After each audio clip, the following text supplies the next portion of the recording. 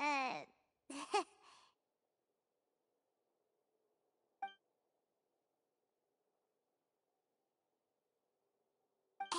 Traveler. Maybe we should strike up a conversation with the person next to us. Since we're sitting together and the rest of the place is practically empty still, it's kinda awkward if we don't say anything. Ah, you little... Of course you put this on Paimon! Excuse me, I did not realize you felt awkward. I am terribly sorry. I would be perfectly happy to chat with you if that is what you would like. Oh, so you heard all of that, did ya? Boy, you sure have good ears. Paimon thought she was keeping her voice down. Wait, that's not it. Paimon's... Sorry. Paimon's the one who was being rude, talking under her breath like that. So, let's talk, but, what should we talk about? Oh, Paimon's got it. You're also here early and sitting in the front. Are you a friend of Linny's too? A friend, you say? Well, if Mr. Linny would like to be my friend, I would be more than happy to reciprocate. Oh, so you're not friends with Linny then? Oh, this is getting more awkward by the second. Paimon nearly forgot to make her introduction. Nice to meet you. Paimon is Paimon, and this is the Traveler. We just arrived in Fontaine. It is an honor to meet you two. I have heard of your deeds across Teyvat. And as required by proper etiquette, I will also introduce myself. I am... Oh, Monsieur Nervillet. What an honor it is to have you here to see my show. Ah, Mr. Linny. I should say it is in fact an honor for me to see your performance in person. Wait, Nervillet? Could he be... I saw you all chatting just now, but it seems you still don't know who Monsieur Nervillet is. Allow me to introduce you to Fontaine's Chief Justice. That seat is always reserved for him. It wouldn't be too much to say that he's the symbol of justice and honesty here in Fontaine.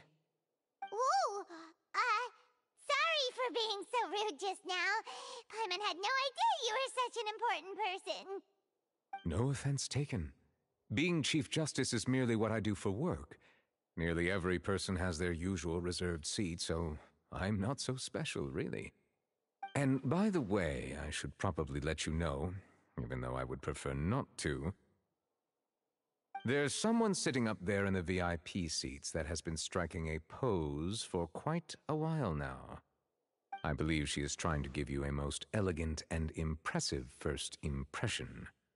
So I think you should take notice of her sooner rather than later, otherwise she may become flustered.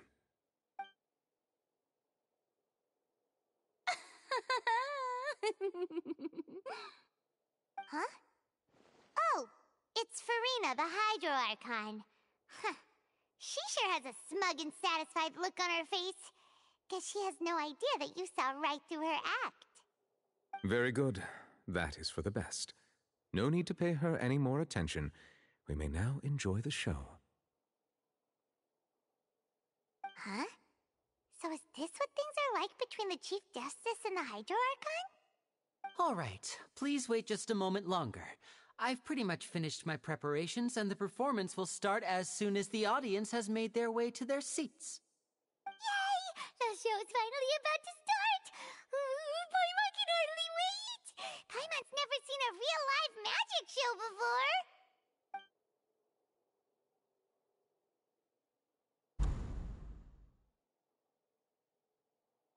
Oh! They're dimming the lights! The show must be starting!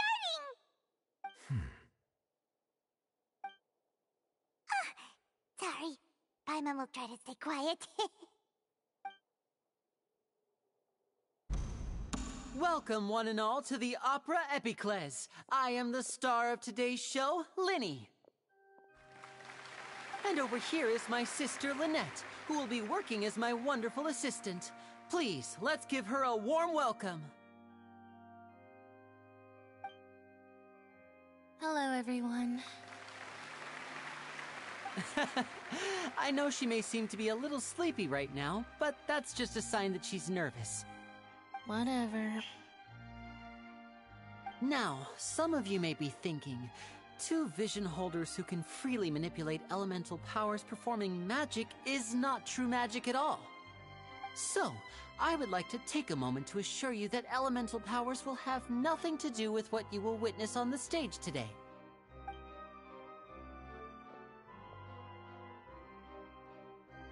Both Lynette and myself have removed our visions for the show. That way, even the gods won't be able to help us. Oh, good point. That's what makes the show real magic. Now, without further ado, let the show begin. Lynette will now exit the stage to make some preparations. I know you might miss her, but don't worry. She'll be coming right back on stage momentarily. Perhaps in an unexpected way. I'm sure she'll be stealing the spotlight soon enough. Oh, and before I forget, there's one more thing I should say. You never know what can happen in the blink of an eye.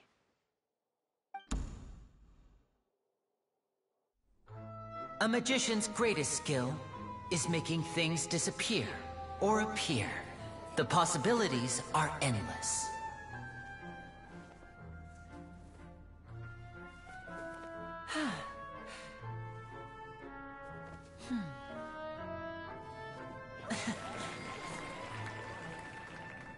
Huh?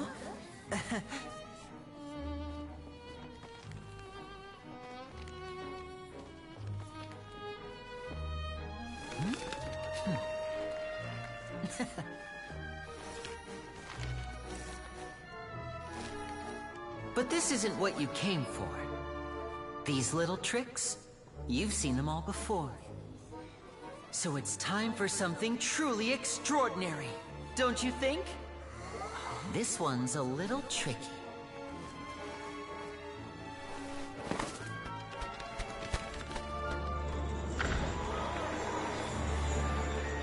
Using this water tank, I shall make my sister vanish completely, right before your very eyes.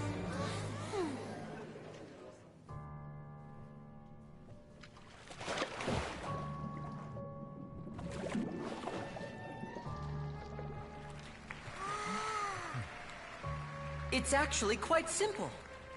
She'll just turn into air bubbles and float right out of the top.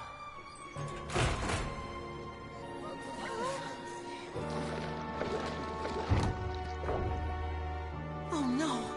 I told them to check all the props carefully. With the lid on, even air can't escape. An amateur magician would be getting very nervous right around now. Luckily, it's me on stage, so let me show you what a true virtuoso can do.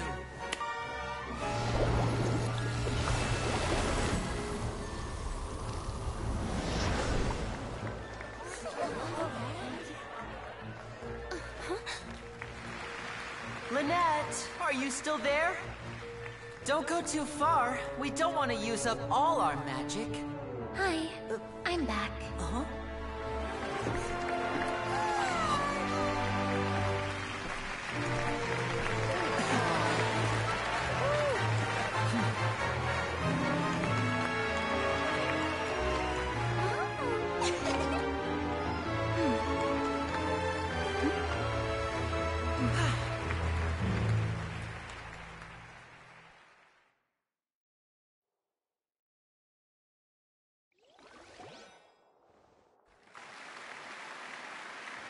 Whoa!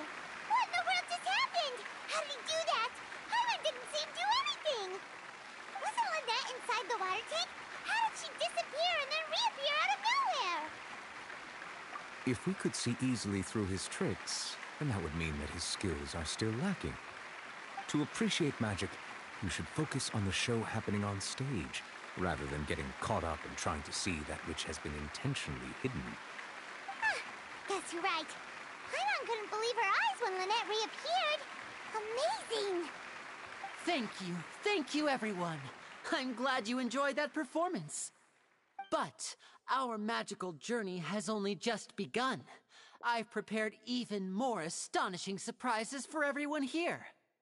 The magic of transformation and disappearance can go far beyond what you've just seen. I'm sure many of you are thinking that escaping the water tank was impressive enough, but Lynette is still my assistant after all. In which case, I have ample time to make all necessary preparations. So, for my next trick, I will require the participation of one lucky audience member. Please, if my assistants could bring out the magical boxes now. There are 2 boxes and only 2 boxes. One is here, and one is there in the aisle among the audience. I'm sure many of our clever audience members have already guessed our next magic trick. A swap! Our lucky audience member and I will each enter a magic box. After 1 minute, we will each emerge from the opposite box. Now please, everyone pay very close attention to the box you see here. Don't give me any chance to make a move. Wow! How's he gonna do this? Hey, do you think this is all magic tricks, or does Lenny have actual superpowers? The lucky audience member will be generated by this random number selector. It selects numbers entirely at random. Even I don't know who will be chosen to participate. Now then, let's begin. Let me see. Oh, row 7, seat 3. Congratulations! You now have the chance to experience magic firsthand for an entire minute. Please, come forward. My assistant will take you beside the magic box. I'm sorry, it might be a little cramped inside, but no need to feel nervous. We've carefully arranged everything for you to be as comfortable as possible. You don't need to do anything, but no matter what strange things may happen, don't come out of the box. If the magic is interrupted, who knows where you might end up? You might even find yourself in the Fortress of Meropide. Oh, okay. All right. Before I enter the magic box, there is one more thing I need to ask the audience to do. Could you all give me a countdown? Like this. 60, 59, 58. Just keep counting down. You can go a little faster or slower if you like. I won't be able to see anything in the pitch-black box, so I'll be relying on your voices to know when time is up. Oh, and no tricks now. If you quickly count from 60 in just 30 seconds, then I'll be in a tough spot. Ooh! Paimon kinda wants to count faster after hearing him say that! No, that won't do. I can see it in your eyes. You still can't be trusted. Let's practice together. Come on, repeat after me. 60, 59, 58. 60, 59, 58! That's right, perfect. Keep it going. All right, I'll see you all on the other side once you've finished counting.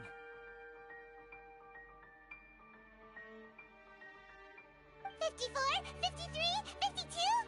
Huh? Why aren't you counting, Nervalet?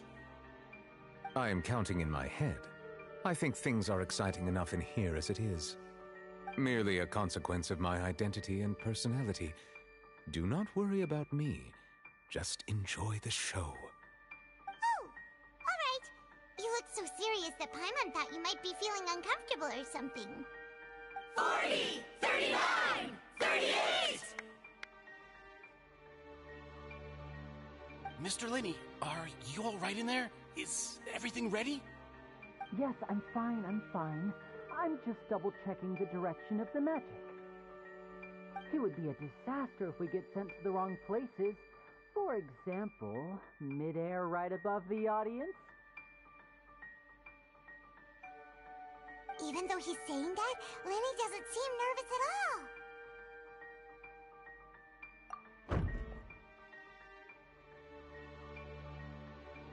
Ah! What was that noise? Did you hear it too? Not sure. Anyway, it doesn't seem like anyone's worried about it. 25! 24! 23! What's wrong, Mr. Linney? I can still hear you moving in there. I seem to have accidentally knocked over a decoration. I'm trying to fix it, but it's pitch black in here. I can't tell left from right. Never mind the decorations. There's no time for that. The show is what's important. No, that's unacceptable. I want my show to be perfect. Don't worry, we still have 20 seconds. Hear them counting? 19! 18! 17! It seems things aren't quite going as planned. I apologize, everyone.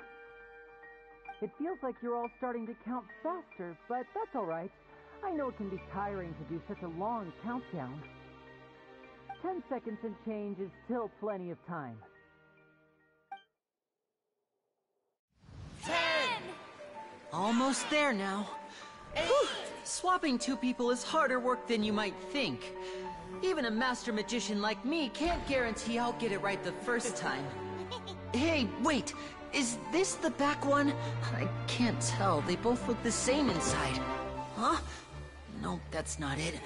I'll try again. 7! Hey, slow down! Honestly! 5!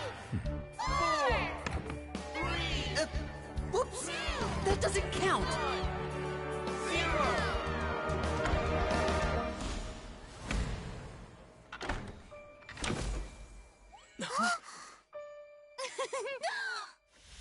Ta-da!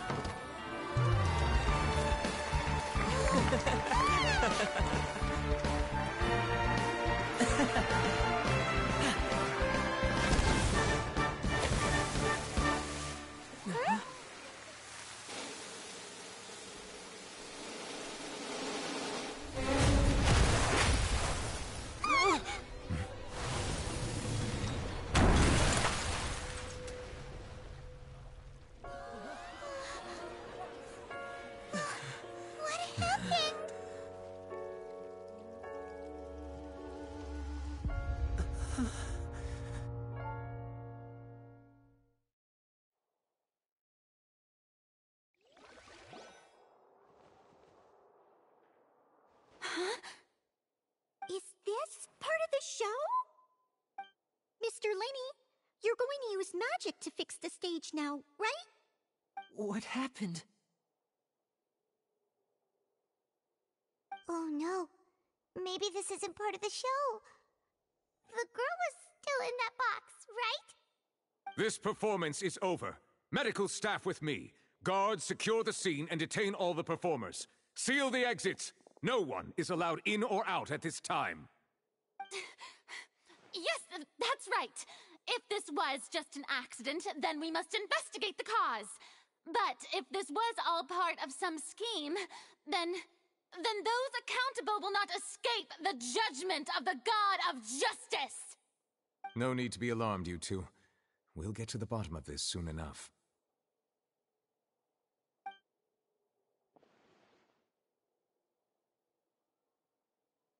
Unfortunately, the person who is in the magic box has been pronounced dead.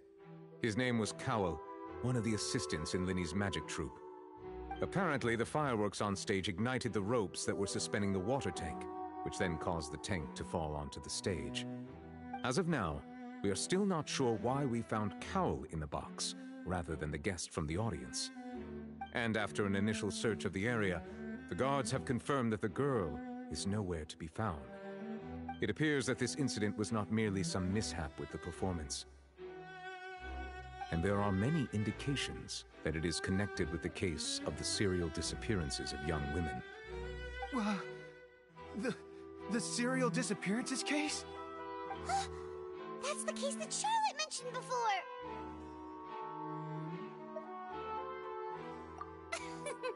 I know the truth. I can see through the whole thing. Really, using such a shallow and obvious mystery as his finale, did he really underestimate us that badly? I say that our powerful magician, Mr. Linney, is now the prime suspect suspect for the serial disappearances case. Huh? Why me? This whole thing was an accident. Oh, this all occurred during your magic show, did it not? The missing girl disappeared after being chosen, did she not? The deceased is one of your assistants, is he not? Now that I think about it, that whole speech about magicians making things disappear was nothing more than a provocation, a bald-faced challenge. That can't be right. How can Lenny do this? He was in the box on the stage the entire time. We can even hear his voice.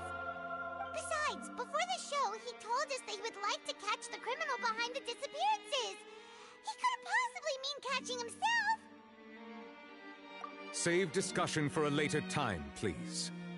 Lady Farina, may I assume that your comments just now constitute an accusation against Mr. Linney and his associates, and that you are pressing charges? Huh? I just think that he... Well, I think it might be a little early to talk about formally pressing charges. But what Lady Farina said just now makes perfect sense. Looks like she's gonna personally deliver justice. A kidnapping and murder carried out under the cover of a magic show. Lady Farina said it all. I mean, of course, my dear people. But what excites me even more than the obvious truth before our eyes is the opponent I'll be facing. That's right. I mean you, Traveler. You'll support Lenny, won't you? After all, he was the one who helped you the first time we met.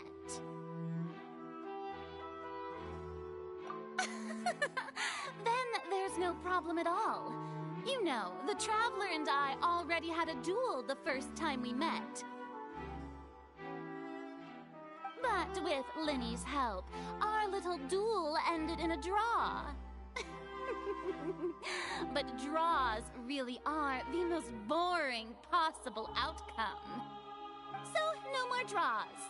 Between the two of us, there must be a clear winner and loser. And what better place to hold such a riveting showdown and decide the true victor than here, on the grandest of stages, the Opera Epiclese. Huh? It wasn't a draw. She obviously lost last time. I understand. Charges have now been pressed, and as such, a trial is in order. Well, Traveler, seems Lady Farina has set you in her sights. But putting her dramatic rhetoric aside for a moment, I would like to ask you, are you willing to act as Mr. Linney's attorney and defend him in this case?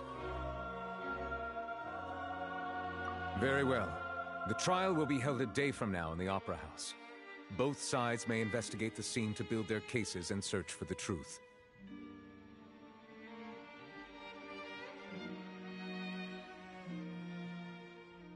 Linney and his troupe are all potential suspects and shall remain within the Opera House.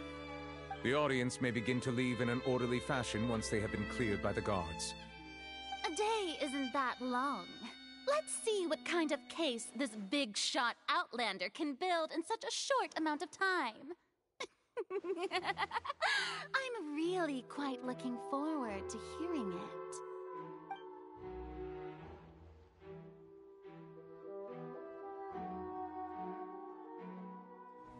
Lenny!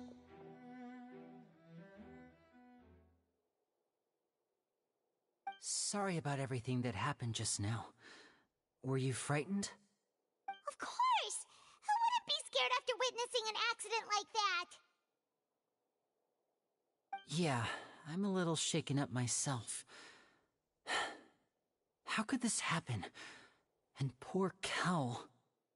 I know you already claimed that you would defend me, but now it's just us talking. Tell me, do you think I could possibly be the murderer?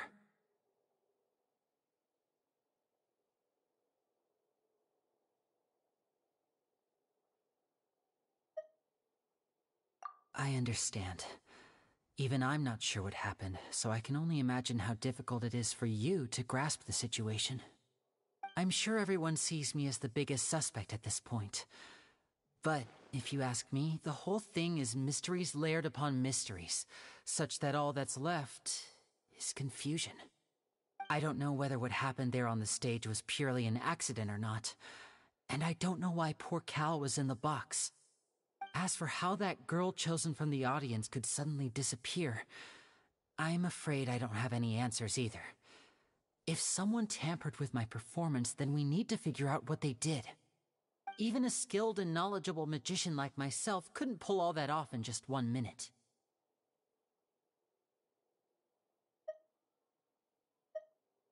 Which is precisely why we need to investigate! As this book says, the impossible could not have happened. Whatever happened must have been that which is possible.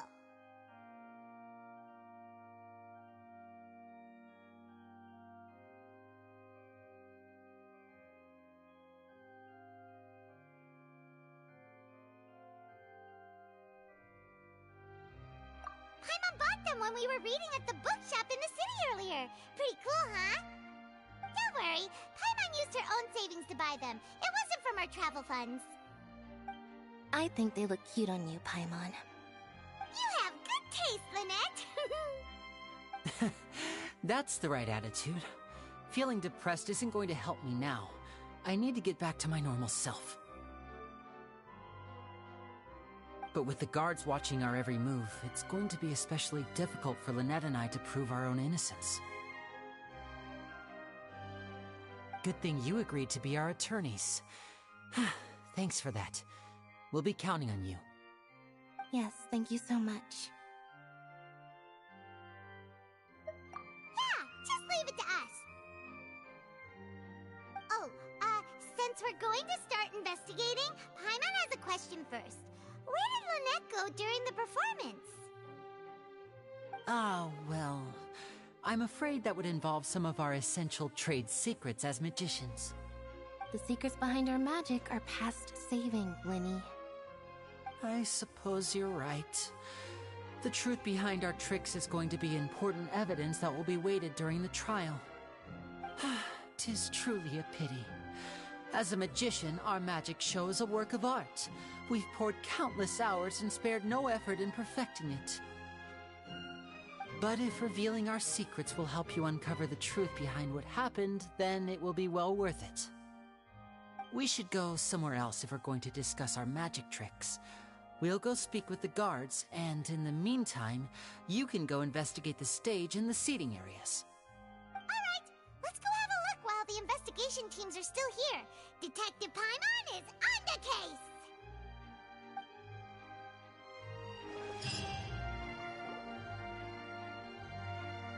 Hello, officer. How's the investigation going? I see. You must be the traveler that Lady Farina mentioned. Listen, I'll be perfectly honest with you. I'd avoid getting mixed up in this whirlpool of a mess if I were you. Huh? What do you mean? Come with me and you'll see. The deceased is one of Linny's assistants, named Cal. Even though he hadn't joined the troupe long, he was hardworking and everyone generally liked him. The assistants are usually in charge of setting up and inspecting the props, as well as assisting with the show and keeping the crowd engaged. As you probably saw when you were in the audience, the water tank suddenly fell and smashed the box with Cowl inside it. This is the real mystery. We've already searched the scene and were unable to find any traces of the girl. However, if you look carefully, the box was positioned directly under the water tank. The ropes holding the tank were then burned by the pyrotechnics on stage, causing them to snap. All these factors lining up so perfectly makes it hard to see this as a mere accident. If anything, the more logical explanation is that the whole incident was intentionally planned, and Linny is the most likely person to have access to all these areas. But he doesn't have a motive! Are you both good friends of his? Well, you can't say we're good friends, but we've known each other for a little while. So in just a short time, he was not only able to win your trust, but even convince you to act as his attorneys. I know there's no such thing as magic. The real trick of a magician is holding the audience in the palm of their hand. I've seen a lot of cases, and I can tell you that people are the least reliable kind of evidence.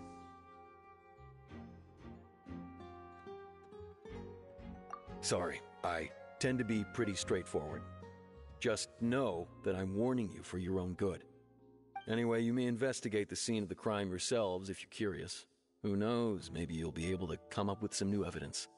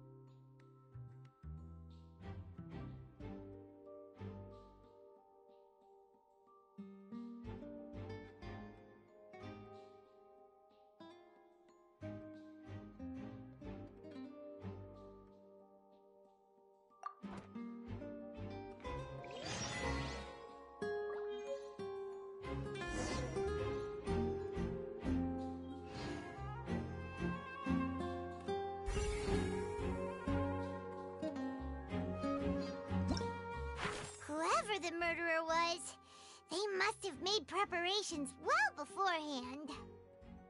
Why would it be him?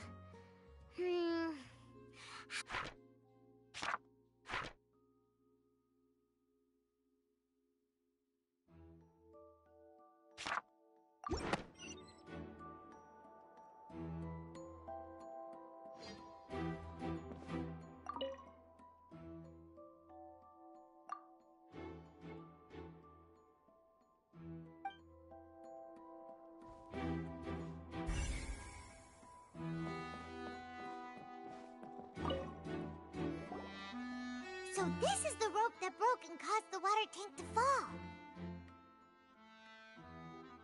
The rope looks pretty durable. How can it be burned through so quickly by fireworks?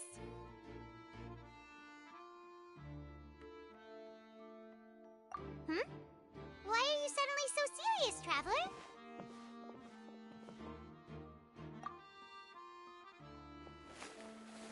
Whoa. Look! This bit is made from different material! Most of it was burned away, but there's still a little bit of it left.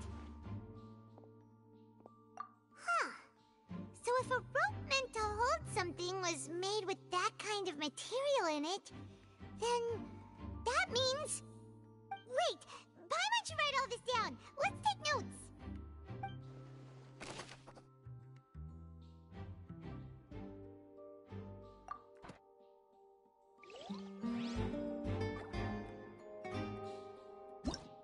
Why would it be... Whoever the murderer was, this rope was obviously tampered with.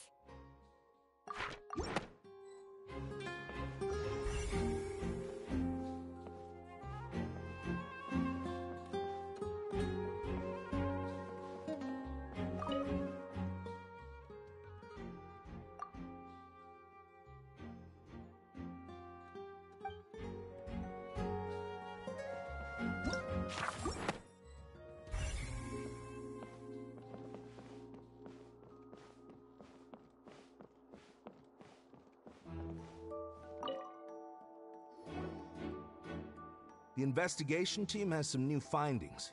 Turns out there's an issue with the random number selector after all. See, I told you. What if the machine picked some big guy's seat?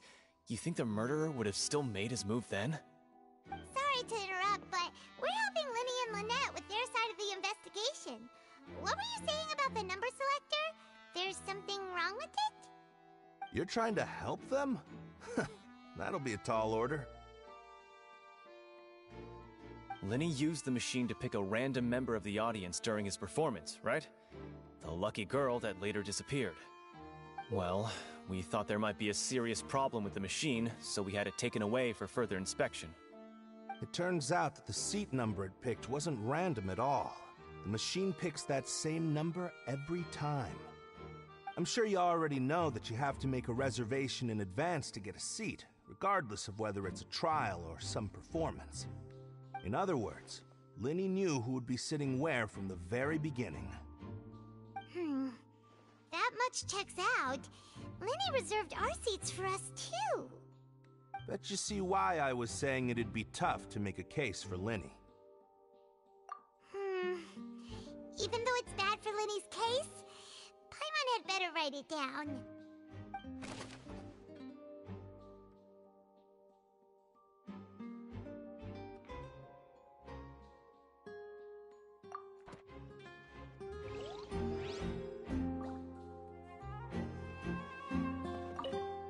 Linny's magic tricks were the stuff of legends, but the way he did this crime, he should have stuck to doing magic.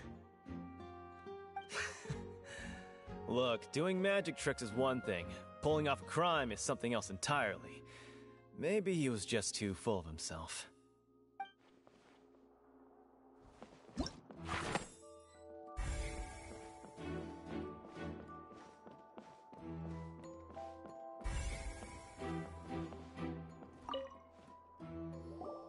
Hello there. What are you investigating? Oh, this location has also been cordoned off because the Magic Troupe members are currently considered prime suspects. The investigation team is still collecting evidence. The seats were all booked in advance, so we were able to deduce the missing woman's identity by checking the guest list.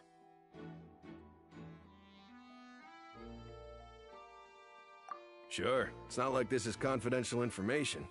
We will publish it later anyway when we petition the public to help us find the missing person. Her name is Halsey. She's a painter from Fontaine who's made a bit of a name for herself. Apparently, she wasn't a regular at the Opera House, but she'd been feeling some pressure with her work lately, which made her decide to come see the magic show. The Magic Troupe members all claim not to know her. We have looked into her social connections. It seems that she has no personal grievances or conflicts of interest with the suspects. Simply put, she wasn't related to the Magic Troupe at all, which matches the features of the previous serial disappearances. Were the victims of previous cases also chosen at random? That's how it seems to us, in any case. Apart from the fact that they were all young women of around the same age range, there really weren't any other connections between them. Okay then. No need to be so formal. If you do happen to see the missing girl, please be sure to contact us. It is of utmost importance that we get to the bottom of these disappearances.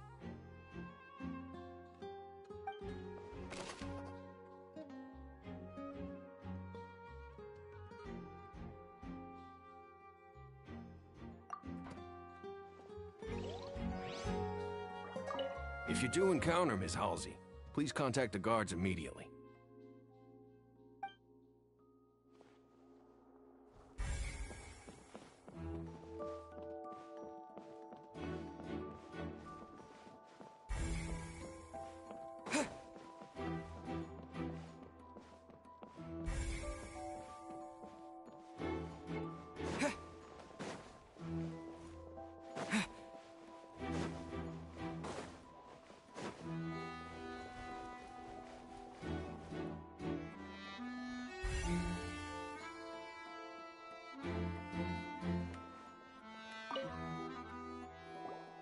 I see that you're investigating the area.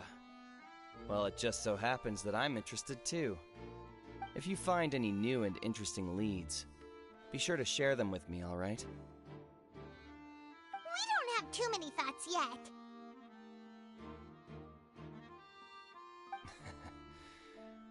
Then why don't I tell you my hypothesis first? The way I see it. And I'll start it with that loud thud. The thud? Oh, you mean the sound that happened during the countdown? Yes, exactly. It wasn't terribly loud, but I suspect that most people heard it. It's just that everyone was awaiting the results of Linny's trick with bated breath, so no one paid it much mind.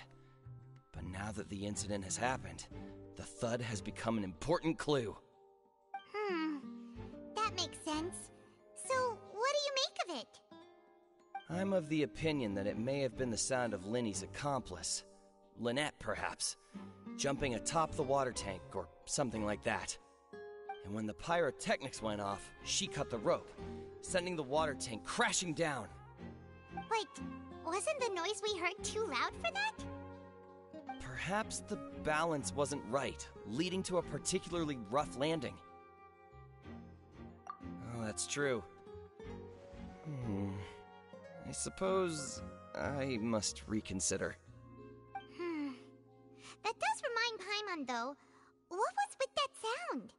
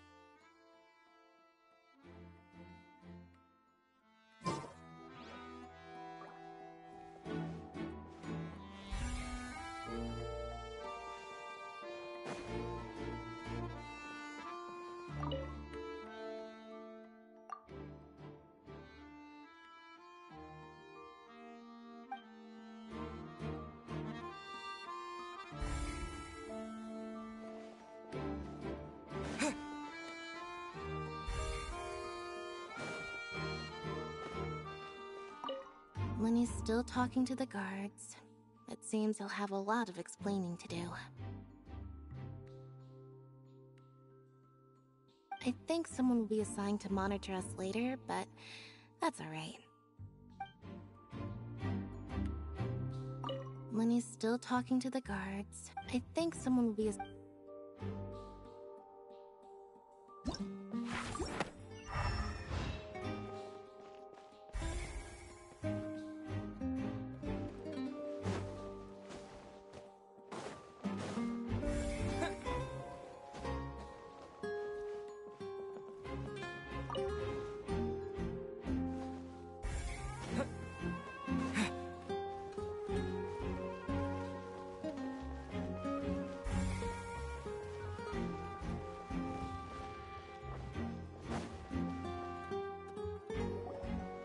Hey, you! Yes, both of you! Over here! I've been keeping an eye on you for a while now. Huh? You mean us? That's right. If I'm not mistaken, you're also among those who wish to cut down the thorns and pursue the truth. No? And by the looks of it, you're not from Fontaine. Well, you're right on the more about that one, but who are you? Have you never heard of the Spina di Rosula? From mediating disputes and providing protection to solving conundrums, you name it, Spina di Rosula does it. And I, Navia, have the honor of being its renowned president. Though those who play by our rules call me boss. I'm Silver, her attendant. Pleased to meet you. And I'm Melus. Demoiselle's various daily needs and affairs are under my purview. Huh? Boss? Demoiselle? What gives with the names? Well, I am the second generation president. Melus and the others are still used to my previous title. My apologies, demoiselle. Should you prefer, boss, I will endeavor to use that instead. No, no need. You don't have to call me boss. Just Navia is fine. Okay, if you say so. Not that we're members of Spina di Rasula anyway. All merely trifling details. Never mind. Now, back to the situation at hand. That's right. I've always kept an eye on the serial disappearance cases. My interest stems from a matter back from my father's time. Judging from the look of things, I find Linny an unlikely mastermind. Really? We think so too! That's why we're looking for clues now! But how did you come to that conclusion? Intuition, naturally. My unparalleled intuition. Farina sure was quick to point the finger at Linny without any decisive evidence whatsoever, wasn't she? But that's not uncommon for her. If you remember, the Justice had to interrupt her and ask if she was pressing charges just to keep her from getting carried away. Anyway, a trial begins the moment someone levels charges. And, of course, there was no way Farina was going to back down in that situation. Sounds more like you just don't trust the Hydro Archon. Well, what's your opinion? I must admit that she can be interesting at times, but liking her doesn't mean that I'll blindly agree with her. All right, I've answered your question. Now, it's time you answer mine. Wait a minute! Did that answer count? Well, I say it does. But don't worry, you won't hear any pointless questions from me. In your opinion, do you think it's right to treat a trial like it's an opera?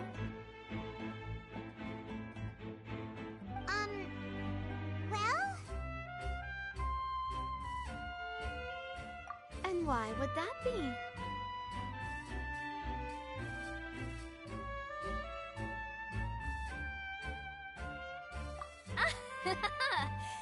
See, Silver and Malus? I told you they'd be different. Most astute of you, demoiselle. I, too, think that the Traveler's response was most excellent. No matter how wonderful the script or how fervent the audience's expectations may be, the trials that go on stage here must be based in fact. And if that can be done, boss, then... All right, that's quite enough, Malus. Anyway, I like your answer. You pass with flying colors. Now, I need to make some preparations, following which our joint investigation shall commence. You two shall be my assistants. Wait! Since when did we become assistants? Oh, well, I can be the assistant, sure. Or your companion, if you like. I'm really not that fussy. That's more like it. Far be it from me to brag, but I believe that Demoiselle's intuition will be instrumental in uncovering the truth. You wish to save a friend from false accusations, and we wish to unravel the disappearances. In this sense, our goals are aligned. You have a point. Huh. You're quite the talker, aren't you, mister? And what about you over there? What do you think? You seem like you've got something on your mind. I have nothing to add. Oh, alrighty then. We'll be making some preparations first. Just be sure to let us know if they start revealing Linny's tricks. Thanks!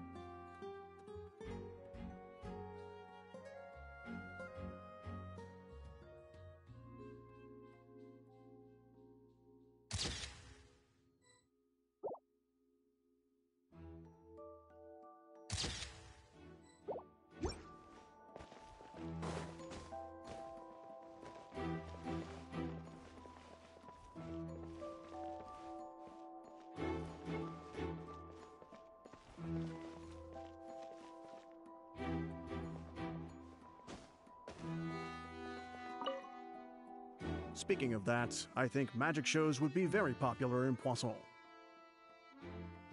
I can see that. Maybe I should try to learn some magic. If I could make things disappear, cleaning my room would be a cinch. You need not worry about such things, demoiselle. That falls under my duties. Oh, right.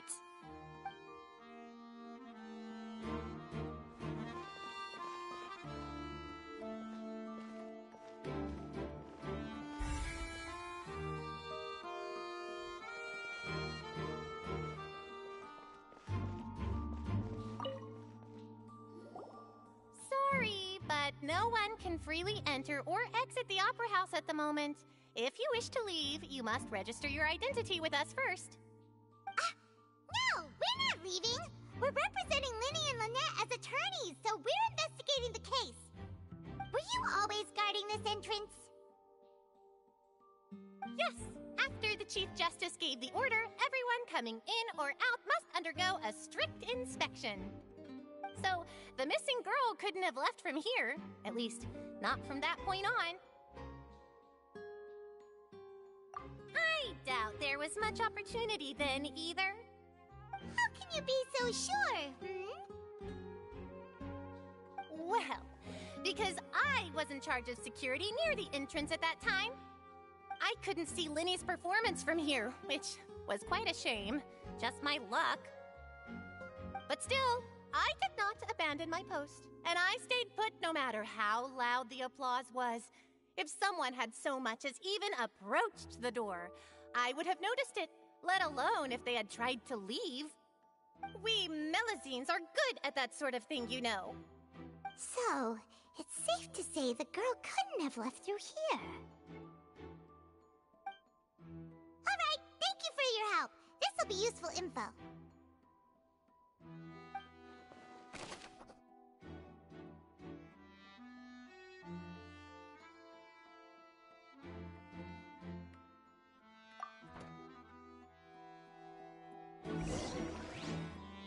We've checked everything of note here at the performance venue. Paimon wonders how Linny's discussion with the guards is going. Let's go see, shall we? Ooh, things are getting interesting, huh? We're about to see how magic is made. My apologies, but access to the venue is restricted at this time. Please register first.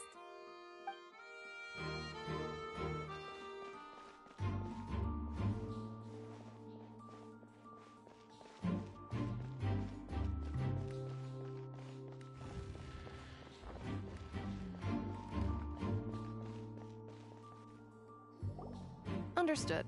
Then I will be going with you. Just so you're aware, I will be monitoring your actions and making notes as necessary. Very good. Thanks for being so agreeable. I'd pull a rose out of my hat as a gift for you if I could. You may spare the pleasantries. I'm just doing my job. You've arrived. Who's this? Me? I'm Spina di Rosula's guardian angel. If you've got a problem, I've got the firepower. Sorry, I got a little carried away there. Call me Navia. I'm a partner of theirs, and will be helping investigate this whole situation. And these are my companions. Would you mind if they join as well? Fine by me. Oh, new helpers? I would be most grateful. Well, let's just say we're tagging along. It's not every day you get to see the secrets behind magic performed on such a large scale. I appreciate your kind interest. Come with me. We'll be heading below stage.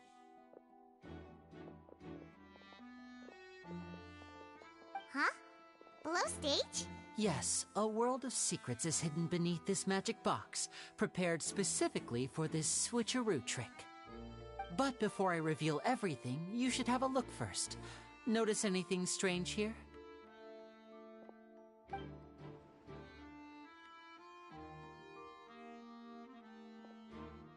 I'm not trying to be dramatic. Remembering the details of a trick will help you understand the methods used to perform it more easily. Huh. curtains and other decorations here? Where did all that go? Ah, good eye. That said, you're still far from discovering the answer. The back? You mean the inside of the door? What's different about it? Paimon didn't notice anything. Very good indeed. I thought you might not be able to catch that, given that you were sitting in the first row. The back of this door was patterned. Those patterns are now gone, replaced by a smooth wooden board.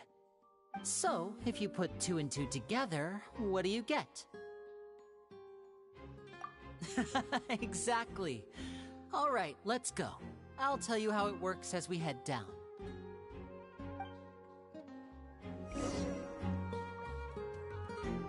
Oh, so there was a passageway under the magic box! I knew you'd figure out most of it as soon as you saw this place. The 2 magic boxes are positioned right above the 2 entrances of the tunnel. See this flatbed trolley? The box with the lucky audience member in it would be shuttled over to the other side using the trolley. This trolley can raise and lower and even rotate, ensuring that the box will face in the right direction. I see. So that's the purpose of the box inside another box. Precisely. The inner box would descend after the audience member was put inside and be moved along the trolley, all while the outer box would remain on stage as if nothing had ever changed. So that's how you did it! Once the box was lowered, the trolley would store some energy through this device here, with which it would complete the rest of the steps. The audience member would only be able to feel some slight movements in the dark, and by the time she walked out, she would already be back on stage. Right! You were talking that whole time, and you even came out for a moment near the end! Ah, yes. A phonograph operated by Lynette was used to achieve that effect. My assistant and I had already scripted our conversation beforehand. When the countdown began, I had already gone to the opposite box via a tunnel using that ladder. And what about Lynette? Where was she? I was in the mezzanine space in the back of the box. Oh, interesting! That's how we were able to coordinate Linny's lines with the assistant. And, by the way, I was the one who walked out of the box at the end. I mean, we are twins. All it takes is a change of clothes and no one can tell who's who. And that's my favorite part of this trick. Only Lynette and I can perform it.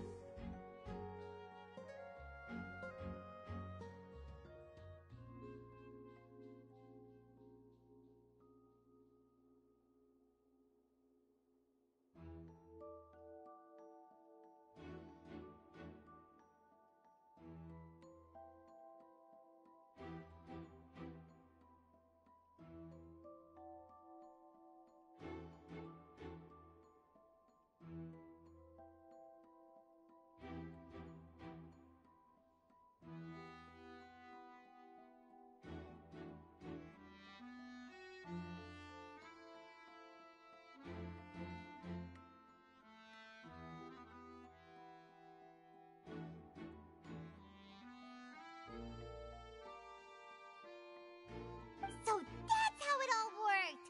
Wow! Every detail you revealed was more amazing than the last! Lynette would briefly walk out of the box and then go back in, jumping into the tunnel and escaping before the box on the trolley could finish ascending. And then I walk out of the other box in the audience area, and the trick would be complete. The operative word here being would.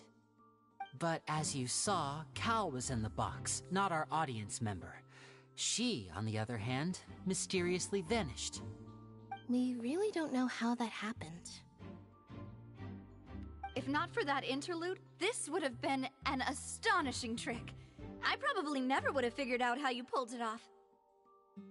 And yet, to think that someone was able to use this magic trick to commit a crime.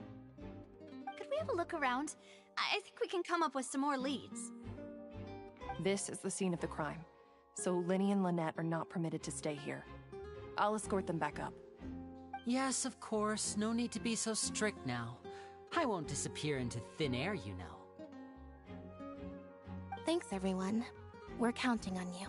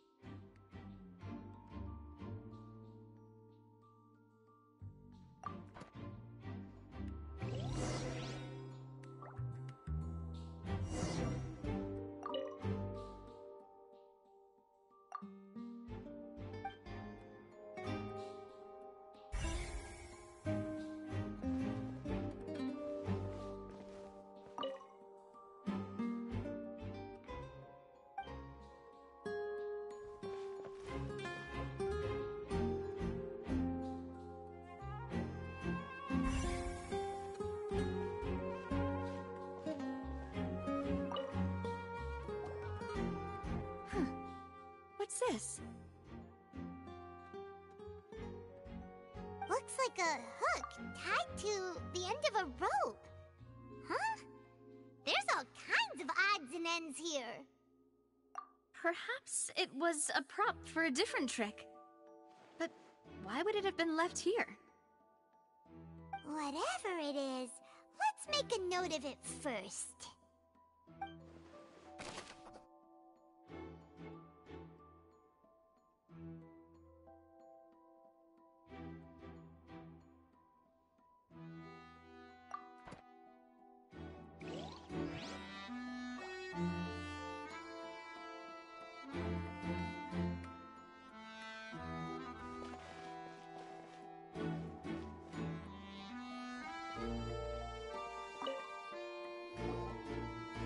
The floor is wet. Please be careful not to slip.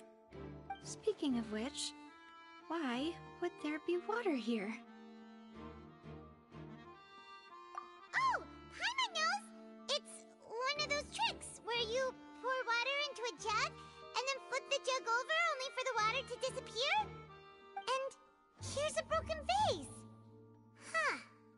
Did the trolley knock it down while moving? That can't be. The trolley moves along tracks from start to finish. It couldn't have hit the vase at this distance. Let's note this down too and think about it later.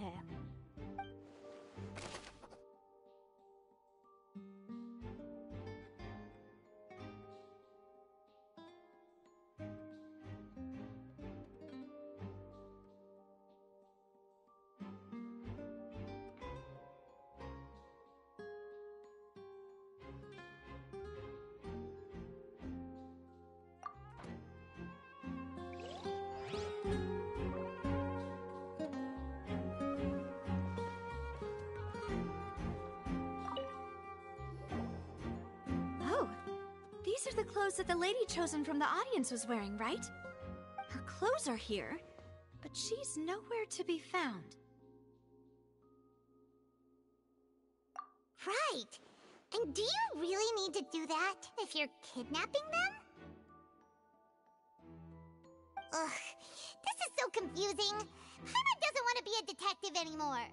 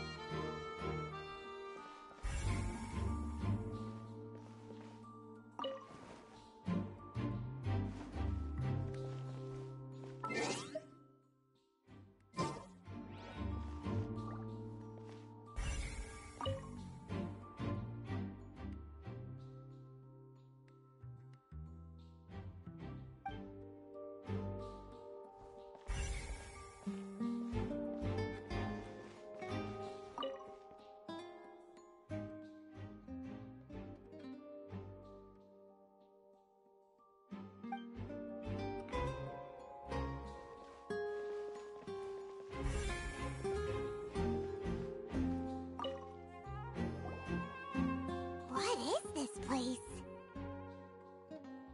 It seems someone could fit through here.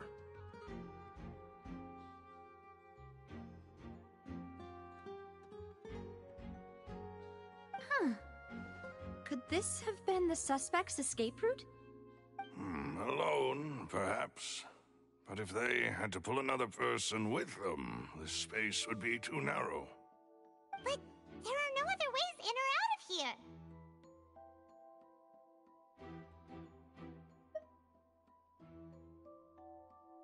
Oh, you're right! Let Paimon write that down.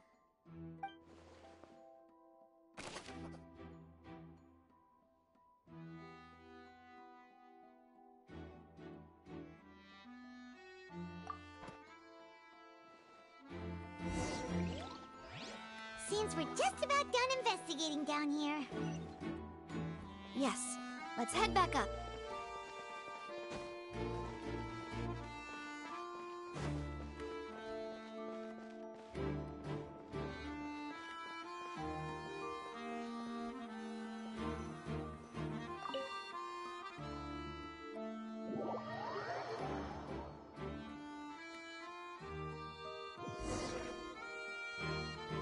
Well, we've ascertained the state of the crime scene.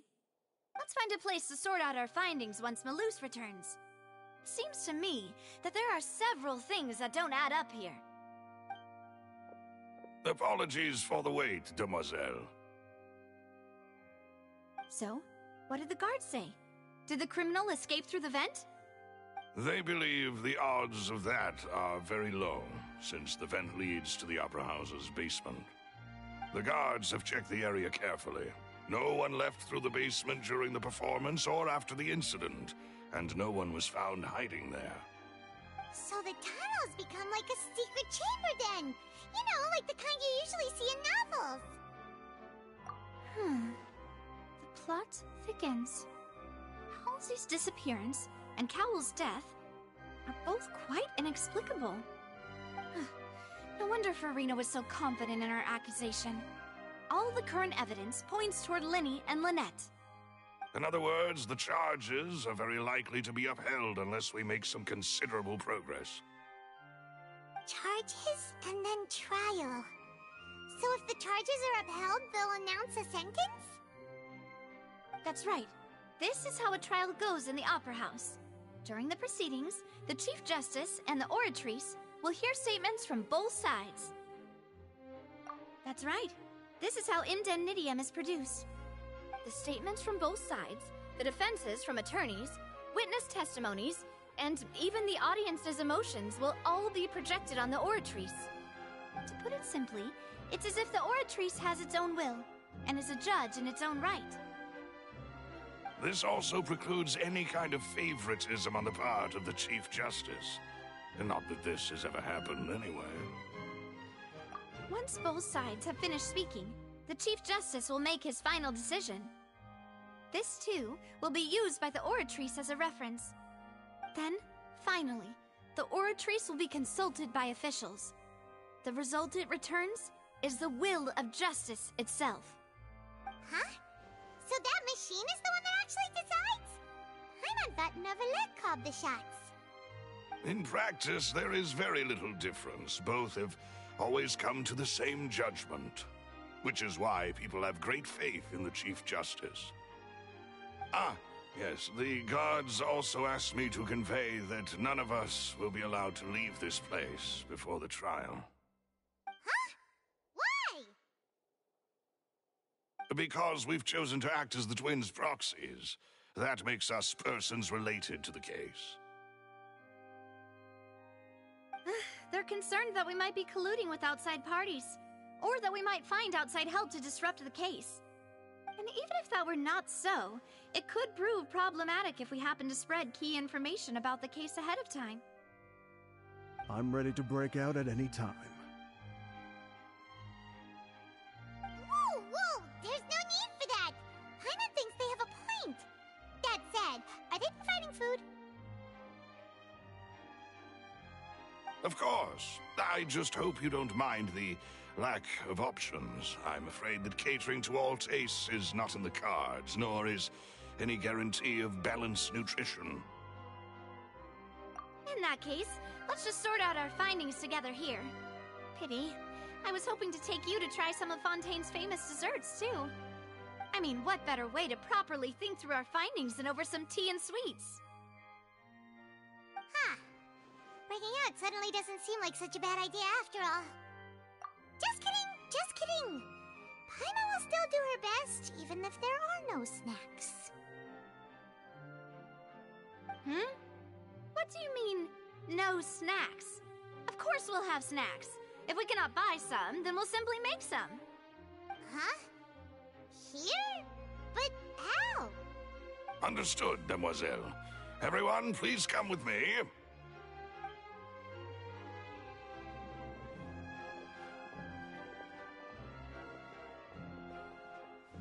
Wait, you're carrying a portable stove with you? Yes, I must be prepared to meet the Demoiselle's baking needs whenever the fancy strikes her.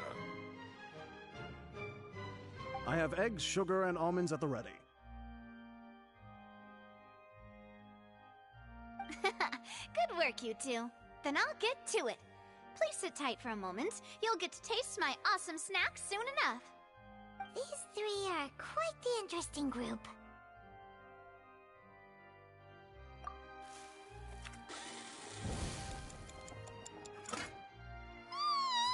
And Paimon thought it smelled good while it was still in the oven! Oh, it's even better now. Paimon can't stop drooling. From the way you had these two guys carrying all that stuff around, Paimon thought you'd have them do more during the baking process.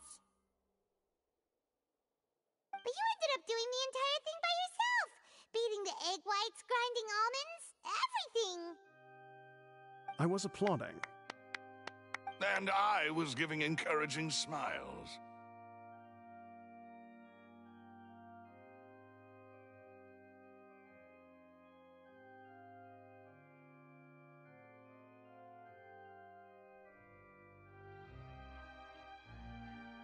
Paimon was just thinking, aren't you worried about getting your fancy dress dirty beating egg whites and baking like this? Well, I don't think it's carved in stone anywhere that fancy ladies can only read books, sip tea, ride horses, and play the piano. I just really enjoy making snacks. Don't underestimate beating egg whites, by the way. It's a real arm workout. You also need to beat them to just the right consistency, or your macarons will crack. Anyway, give these a try, fresh out of the oven. There's 3 for each of us. Only 3? Well, eating too many sweet treats might send all that sugar to your head.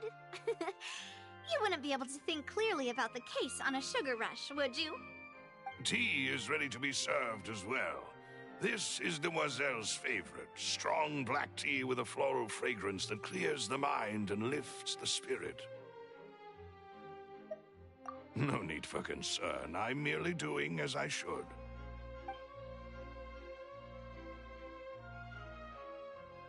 All right, then. Down to business. As Paimon mentioned previously, the tunnel seems to be something of a secret chamber. However, we can assume that Linny and Lynette were not alone within it. Some criminal also occupied its sealed confines. The magician twins could have committed the crimes, of course, but they lack any logical motive. Exactly! Why would they do such a thing right when everyone was watching?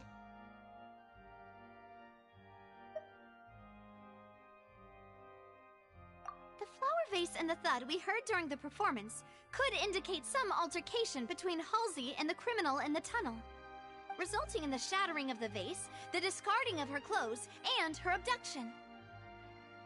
Perhaps the criminal thought that since she was chosen from the crowd, she would be too easy to identify if she was still wearing the same clothes. Paimon thinks that makes sense, but the real trouble is... True. None of the clues we found thus far support the existence of this third person. But the only people left to consider are both technically victims, whether it's the missing girl, Halsey, or poor Cowell. Huh. Could Halsey have secretly made modifications to the magic props in order to murder Cowell before making her escape?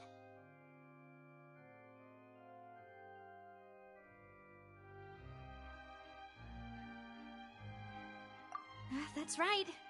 And even if she had tampered with the setup, she would need to understand the entire trick to pull it off. Nor does she have any motive. The guard said that she has never had any dealings with the Magic Troop's members. Were we not thorough enough in our search? From the sound of things, this is turning into an impossible case. Your macarons are amazing though, Navia. They smell great! They're nice and crisp and super sweet! They are my specialty after all. And I see you've already had 5 of them. What? 5? Oh, that can't be right. Paimon only counted 3, honest! Please don't worry about it. At my age, a few less sweets might actually be a good thing. No. Being greedy is one thing, but Paimon knows how to count. Besides, Paimon knows that if she ate too many, then others wouldn't have enough. Wait, even you don't believe Paimon?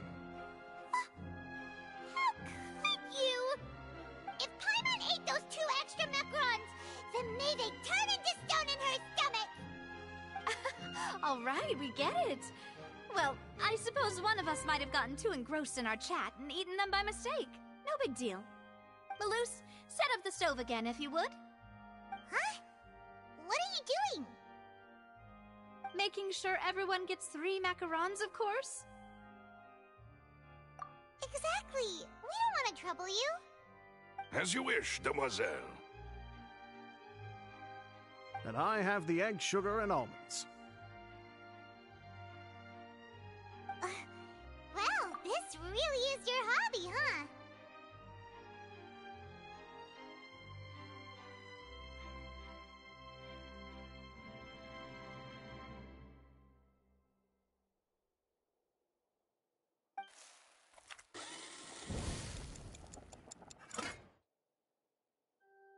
Well, that's it for snack time. I'm going to have another look around the area. I don't know what we're looking for yet, but we've still got some time. As attorneys, I suggest the 2 of you think the case over again. It would be awkward if you got all tongue-tied on stage during the trial. Alright, thanks for your help, and for the snacks. It was nothing. A small task for the Spina di Rosula. Silver, Maloose, it's time to go. I'll be back if I find anything new.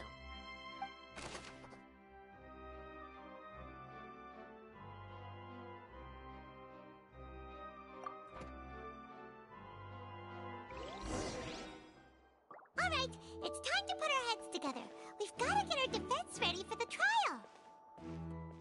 Oh, it's probably gonna be a long and difficult case. There's no point in worrying about that now. We just need to prepare. Here, take Paimon's notes.